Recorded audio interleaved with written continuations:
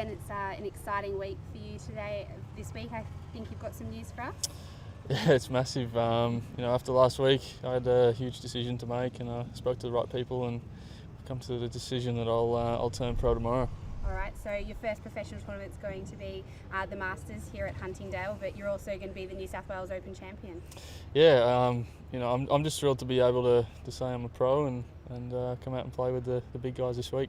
Okay, what were the things that you were having to weigh up, I guess, that decision between staying amateur and turning professional? Yeah, obviously there's some massive amateur events out there now, which if you win it, you get get to play in the Masters, British Open, all of that kind of stuff. So, I had to talk to the right people and get some advice off even the guys that are out there playing on the tour now, and just come to the decision in time, which I managed to do.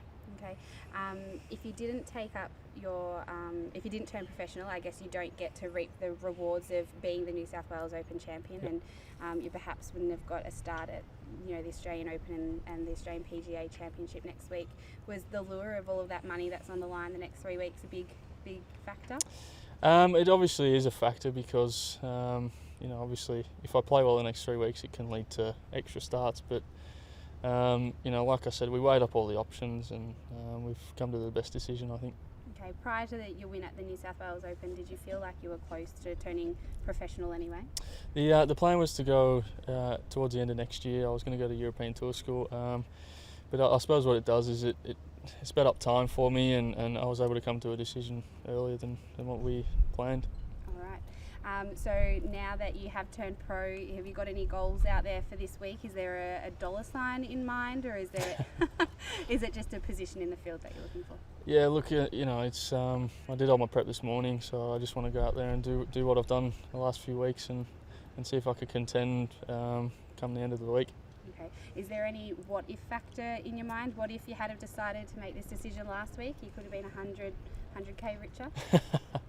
No, not at all. I went into last week just wanting to play well. Obviously I managed to do that, so it leaves me in a good position, and I'm just really looking forward to playing this week as a professional. Okay, looking forward to your career. What are your career goals? What are your aspirations long term? I was speaking with Wade Ormsby this morning, and obviously he's a full-fledged European Tour player. So that's where I want to be in the long run, and I had some really good advice off him this morning. So play the next few weeks and then see where it takes me.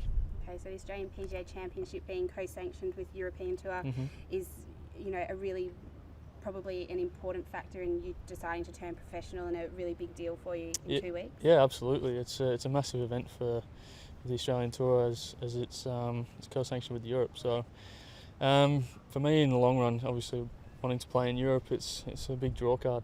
All right, fabulous. Best of luck Cool. this week. Thank you very much, Lou. Cheers. Thanks.